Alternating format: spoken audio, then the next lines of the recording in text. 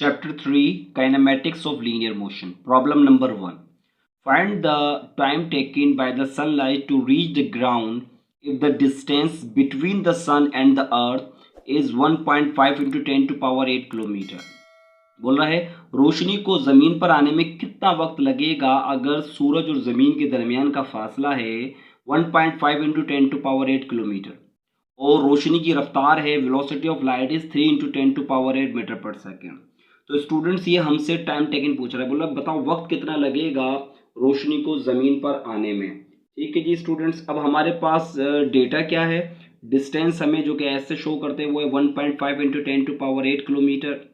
उसके बाद स्टूडेंट्स अब देखें आप, ये हमारे पास फासला है किलोमीटर में और हमें इसको मीटर में कन्वर्ट करना है. तो आपको पता है हम इसको 1000 से मल्टीप्लाई करेंगे. तो 1000 का मतलब क्या होता है 10 power 3.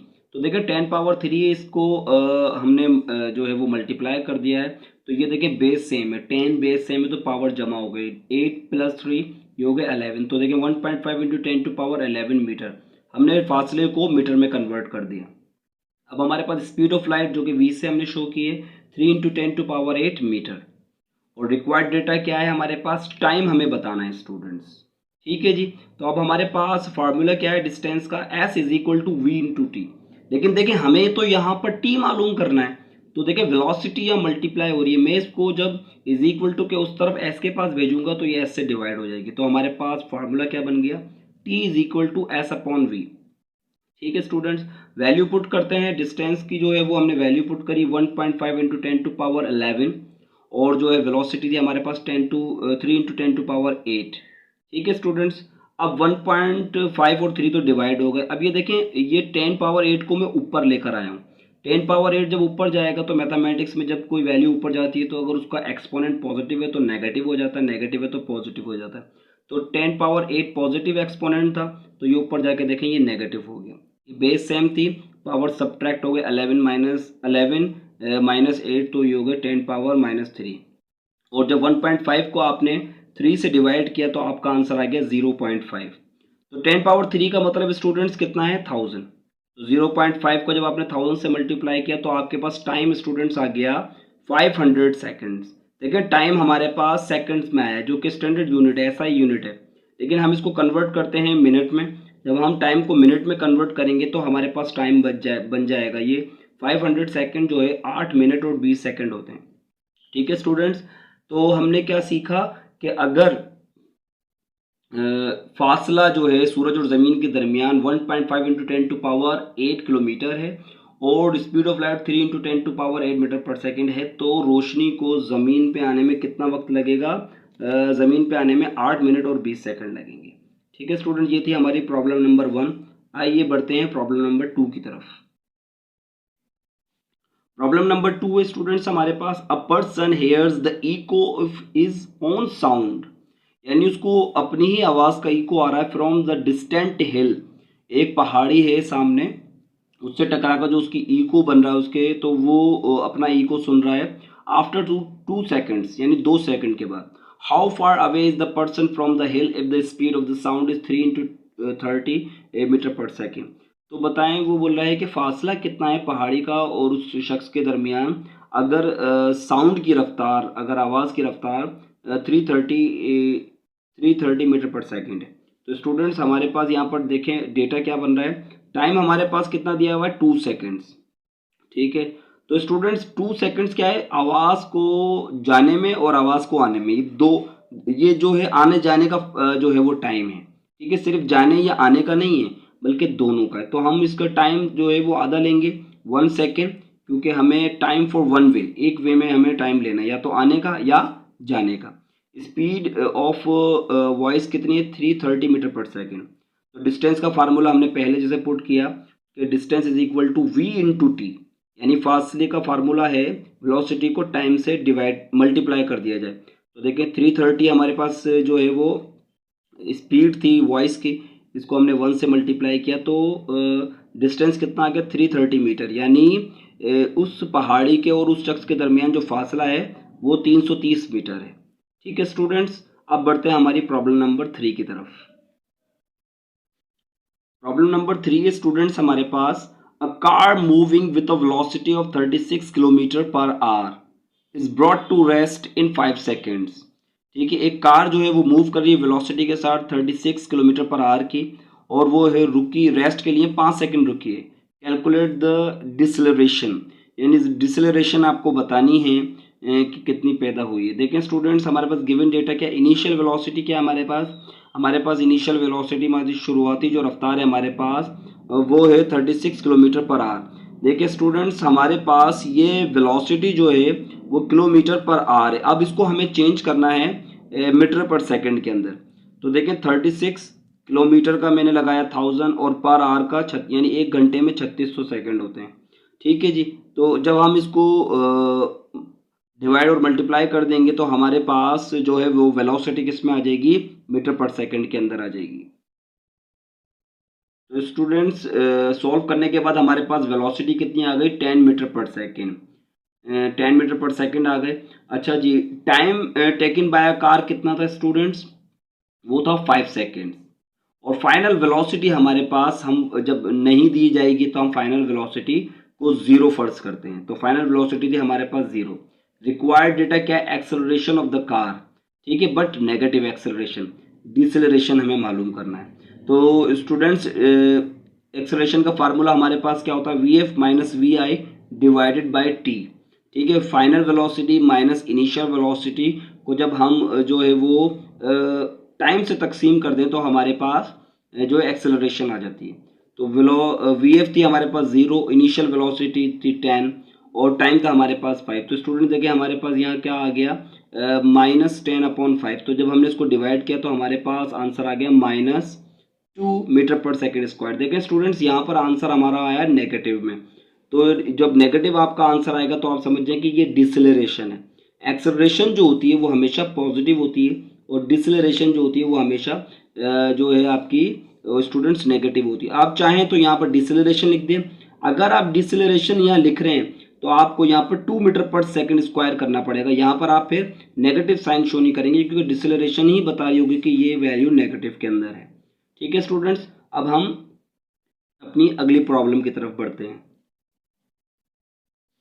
Students, problem number 4, find the acceleration of a body whose velocity increases from 11 meter per second to 33 meter per second in 10 second।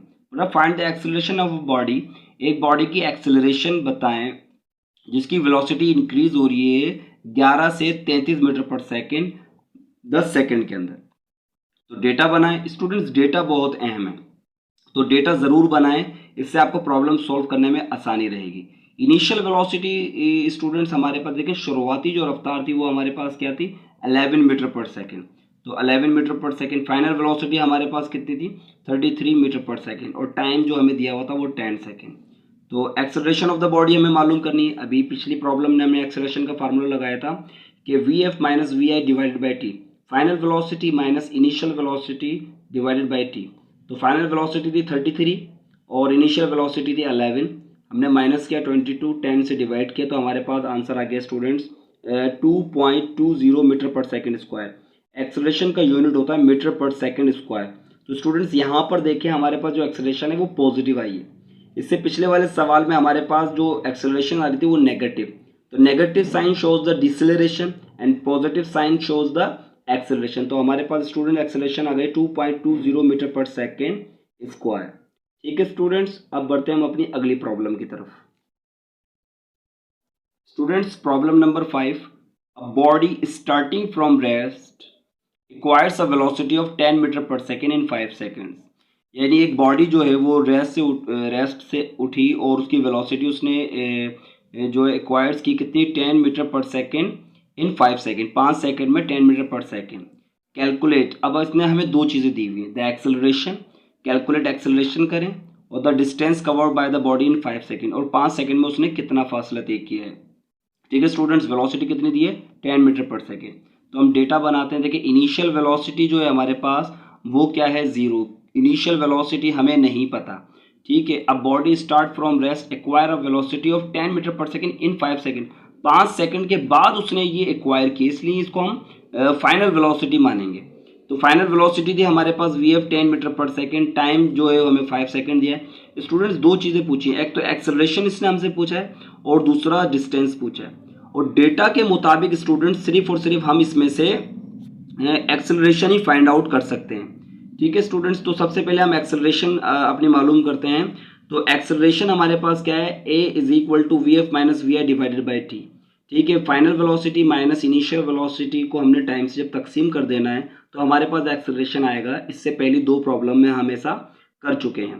तो acceleration is equal to 10 minus 0 divided by 5, तो हमारे पास आंसर आ गया acceleration का 2 metre per second square. अब देखें students, अब हमारे पास आ गई है एक्सेलरेशन। हमने एक्सेलरेशन सबसे पहले क्यों फाइंड आउट की, ताकि हमें डिस्टेंस मालूम करने में प्रॉब्लम ना हो। तो अब हमने पहला अपना जो है वो मरहला पूरा कर लिया, हमने एक्सेलरेशन मालूम कर ली जो कि आ गई हमारे पास 2 मीटर पर सेकेंड स्क्वायर। अब हम डिस्टेंस मालूम करते हैं। स्टूडेंट्स डिस्टेंस के लिए हमारे पास फार्मूला होता है s is equal to v i t plus 1/2 a t square. ठीक है स्टूडेंट्स, अब देखिए हमारे पास यहाँ पर टाइम भी है, एक्सेलरेशन भी है, और तो अब हम मालूम कर सकते हैं एस इज इक्वल टू, हमें पता है इनिशियल वेलोसिटी स्टूडेंट्स हमारे पास क्या थी, 0 थी, क्योंकि उसने आफ्टर 5 सेकेंड्स के बाद वेलोसिटी को एक्वायर्ड किया था। तो हमारे पास टाइम था 5 प्लस 1/2, एक्सेलरेशन 2 आई थी जो हमने अभी फाइंड आउट की, और टाइम 5, और ये स्क्वायर है टी के ऊपर तो इसके ऊपर स्क्वायर आ गया 0। जब 5 से मल्टीप्लाई करेगा स्टूडेंट 0 हो जाएगा, 1/2 मल्टीप्लाई बाई 2 और मल्टीप्लाई 5 5 ज़ा 25, 5 का स्क्वायर स्टूडेंट्स कितना आ गया 25। तो आप देखें यहाँ 2 से 2 कैंसिल आउट हो गया। ठीक है स्टूडेंट्स, 25 बचा, 25 1 ज़ा 25।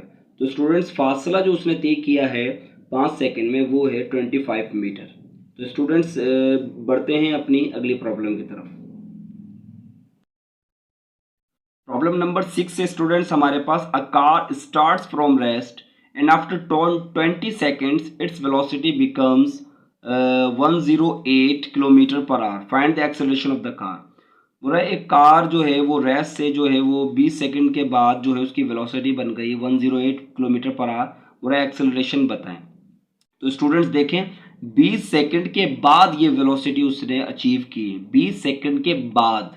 ठीक है, तो ये फाइनल वेलोसिटी होगी। इस तरह आप पहचान सकते हैं कि 20 सेकंड के बाद, आफ्टर 20 सेकंड, और हमसे एक्सेलरेशन पूछ रहा है। तो इनिशियल वेलोसिटी हम यहाँ पर वही 0 फर्स्ट करेंगे, टाइम टेकन 20 सेकंड्स।